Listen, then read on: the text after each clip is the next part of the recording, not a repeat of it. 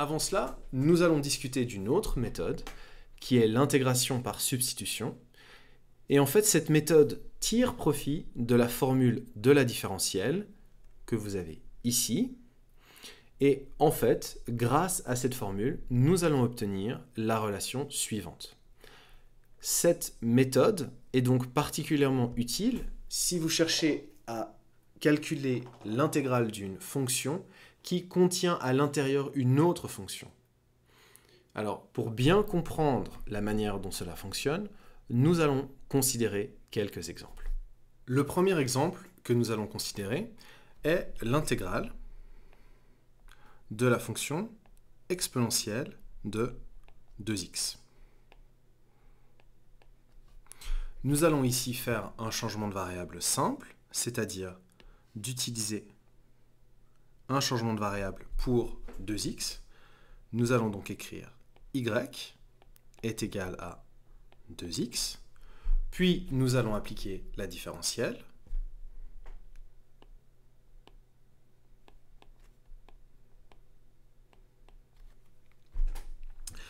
Nous allons donc ensuite remplacer 2x par y dans l'équation, et nous allons obtenir la chose suivante. Maintenant, pour pouvoir procéder à cette intégration, nous allons devoir remplacer dx par dy. Pour cela, nous allons simplement écrire 1 d'une manière ingénieuse, c'est-à-dire, donc nous allons écrire l'exponentielle de y. Maintenant, 1 peut être écrit comme 1/2 fois 2 dx, et on observe ici que ce terme correspond à dy. Nous allons donc obtenir l'intégrale de 1/2 e de y dy, ce qui correspond tout simplement à 1/2 de l'exponentielle de y, que nous pouvons également exprimer de la manière suivante, 1/2 de l'exponentielle de 2x. Un autre exemple est l'intégrale suivante, l'intégrale de 1/2 de x plus 2, et tout ceci à la puissance 4. Alors, ici, l'idée est d'utiliser un changement de variable pour cette quantité, mais il est important ici de se rendre compte que cette intégrale peut être résolue de différentes manières. Nous pouvons développer ce que nous avons entre parenthèses à la puissance 4, et en développant le calcul, nous allons pouvoir facilement calculer chacun des termes. Une approche plus rapide est de considérer un changement de variable. Nous allons donc remplacer 1/2 de x plus 2 par y, ce qui revient à écrire y est égal à 1/2 de x plus 2. En appliquant la différentielle, nous obtenons 1/2 dx. Nous allons utiliser exactement la même approche. Dans un premier temps, l'on remplace y dans l'équation. Nous obtenons y à la puissance 4 dx. Pour pouvoir calculer cette intégrale, nous devons remplacer dx par dy. Nous allons le faire en écrivant à nouveau 1, mais d'une manière intelligente, ce qui revient à écrire l'intégrale de y à la puissance 4 fois 2 fois 1/2. À nouveau, 1 est écrit de cette manière, dx. Le but est de faire apparaître ici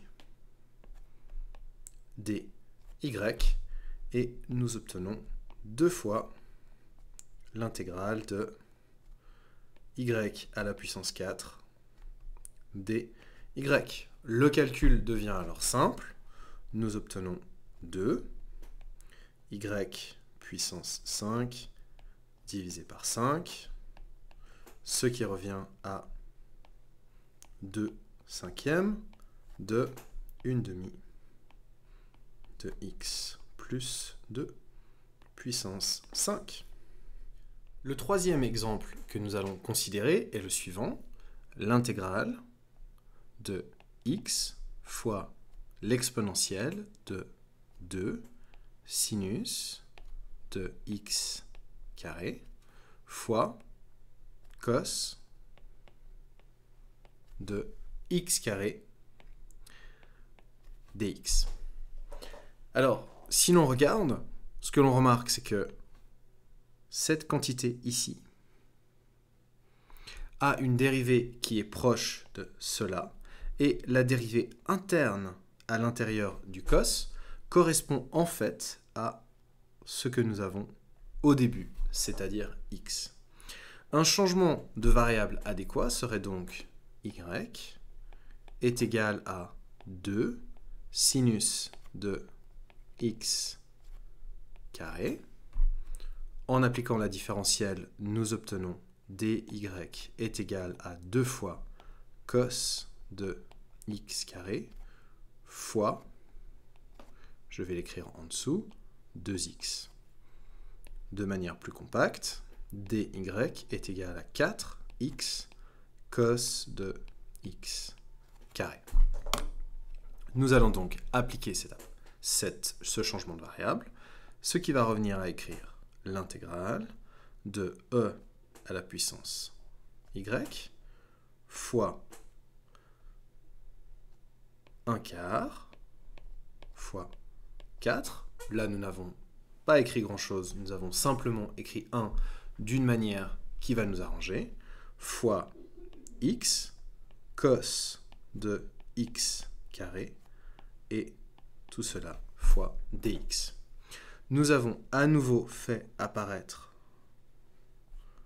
la valeur de dy que nous avons ici, et donc nous obtenons 1/4 fois l'intégrale de l'exponentielle de y, ce qui revient tout simplement à 1/4 fois l'exponentielle de y, que nous pouvons réécrire comme 1/4 fois l'exponentielle de 2 sinus de x carré. Voilà un autre exemple qui n'était pas forcément évident, mais en même temps, dès que les exemples deviennent complexes, s'ils peuvent être résolus à la main, cela veut dire que la dérivée va probablement se cacher quelque part dans les termes qui vont être à disposition. Le dernier exemple que nous allons considérer est le calcul de l'intégrale suivante. Alors nous allons pouvoir résoudre cette intégrale de différentes manières, mais dans tous les cas, nous allons d'abord calculer la primitive, c'est-à-dire nous allons considérer le calcul suivant. 1 plus le log de x divisé par x dx. Alors ici, il n'est pas forcément évident de repérer la fonction f et de repérer la partie interne de la dérivée. Alors, ce que l'on peut remarquer, c'est que la dérivée du log de x est en fait égale à 1 sur x. Cela est quelque chose d'utile, puisque nous allons pouvoir considérer le changement de variable y est égal à 1 plus log de x. En calculant la différentielle, nous obtenons dy est égal à 1 sur x dx. Nous allons maintenant remplacer les différentes variables, c'est-à-dire l'intégrale de y divisé par x dx, qui peut aussi s'écrire comme l'intégrale de y 1 sur x dx. Cette méthode fait apparaître plus clairement la valeur de dy, qui est ici. Nous obtenons donc l'intégrale de y dy, soit 1/2 de y carré. Cela peut évidemment être exprimé comme 1/2 de 1 plus log de x au carré. Maintenant, nous cherchions à calculer l'intégrale de 1 à e de la fonction en question, c'est-à-dire 1 plus le log de x divisé par x. Il y a deux façons de faire ce calcul. La première manière est d'utiliser ce résultat, mais si l'on souhaite utiliser ce résultat, nous allons devoir adapter les bornes de l'intégration par rapport au changement de variable que nous avons considéré, c'est-à-dire, nous allons utiliser une demi de y carré, mais évaluée au point g de e, g de 1. Ce point correspond à 2, ce point correspond à 1. Nous allons donc obtenir une demi de 2 au carré moins une demi de 1 au carré, ce qui revient à 3 demi. Ce calcul peut être fait de la même façon en utilisant le résultat que nous avons ici, c'est-à-dire l'intégrale de 1 à e de 1 plus log de x divisé par x dx est égal à une demi 1 plus log de x, tout cela au carré, entre 1 et e. Le calcul revient à une demi. Alors, 1 plus le log de e revient à 1, c'est-à-dire 1 plus 1 au carré, moins 1 plus le log de 1, c'est-à-dire 0, 1 au carré. Nous obtenons également 3 demi avec cette approche. En pratique, et cela va évidemment dépendre de la fonction g que vous allez utiliser pour le changement de variable, l'une de ces deux approches peut être plus facile pour obtenir l'intégrale que vous cherchez. Malheureusement, les méthodes dont nous venons de discuter, l'intégration par partie ou l'intégration par substitution, ne nous permettent toutefois pas de déterminer des primitives pour la majorité des fonctions. C'est par exemple le cas avec la fonction l'exponentielle de moins x carré ou avec l'intégrale que vous voyez ici. En fait, cette intégrale est une intégrale fondamentale en mathématiques et en particulier en probabilité et en statistique, puisqu'elle est à la base de la définition de la loi normale. En général, il existe beaucoup de fonctions dont il est possible de prouver l'existence de primitives, mais pour lesquelles nous n'allons pas réussir à exprimer ces primitives sous une forme standard. Et c'est par exemple le cas pour la fonction f de x est égale à l'exponentielle de moins x carré. Pour ce type de fonction, on va donc utiliser des méthodes numériques qui nous permettent de calculer des approximations de ces fonctions tout en tirant profit de la puissance de calcul des ordinateurs. La manière la plus simple de procéder à une intégration numérique est d'utiliser l'idée d'une somme de Riemann dont nous avons discuté dans la vidéo précédente, c'est-à-dire on va utiliser une subdivision de l'espace, généralement équidistante, et nous allons tout simplement calculer cette somme à travers un code qui va nous permettre de calculer une approximation d'une fonction. Vous pouvez voir une illustration ici, dans l'animation, où l'on s'intéresse à calculer l'intégrale de la fonction exponentielle de moins x carré entre moins 1 et 1, et l'on peut voir qu'en utilisant un certain nombre de rectangles, nous allons pouvoir approximer de plus en plus précisément l'intégrale que nous cherchons à obtenir. Alors, je viens de vous dire que cette intégrale ne peut pas être calculée de manière exacte, et pourtant ici j'ai écrit en bleu quelle devait être la solution. En fait, cette solution correspond à une approximation numérique bien plus sophistiquée que nous pouvons ici considérer comme exacte. Une chose intéressante dans cet exemple, c'est que nous utilisons des rectangles qui prennent comme base la valeur la plus petite de l'intervalle, et ce que l'on voit, c'est que d'un côté, nous faisons une erreur en ayant tendance à sous-estimer du côté des valeurs négatives, alors que de l'autre côté, l'aire des rectangles va surestimer l'intégrale. Mais en fait, dû à la symétrie du problème, ces deux erreurs vont s'annuler. L'on voit que ce n'est pas toujours le cas. ce qui est illustré ici pour une autre fonction, la fonction x carré, dont nous avions également parlé dans la vidéo précédente. Et on voit qu'en utilisant le même nombre de rectangles, l'approximation est bien meilleure pour cette fonction qui est symétrique que pour l'autre fonction qui ne l'est pas, où l'approximation a tendance à nouveau à surestimer l'aire des rectangles.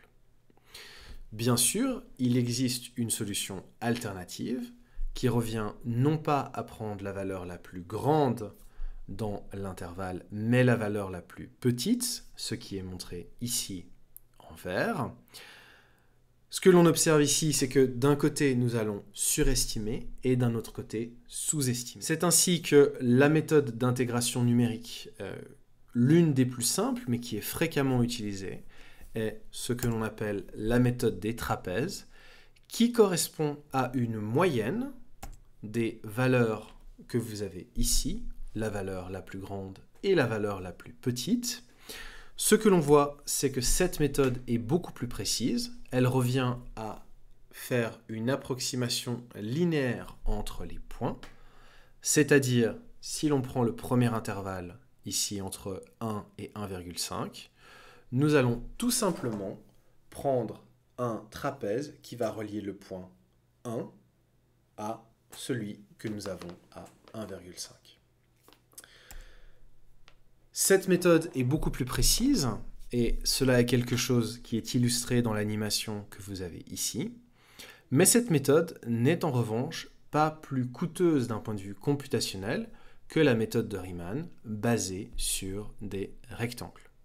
Finalement, cette différence d'erreur numérique est illustrée dans l'animation que vous voyez ici. En vert, vous avez la méthode qui revient à prendre la valeur la plus petite dans l'intervalle, en rouge la plus grande et en bleu la méthode des trapèzes, qui est en fait la moyenne de ces deux méthodes. Et l'on voit évidemment que la méthode fonctionne bien mieux et correspond à une erreur beaucoup plus petite. Il est également possible de prouver ce résultat d'un point de vue théorique, c'est-à-dire que la méthode des trapèzes nous permet d'obtenir une meilleure approximation que les deux autres méthodes. Ceci conclut cette vidéo sur les intégrales. Je vous souhaite une excellente semaine.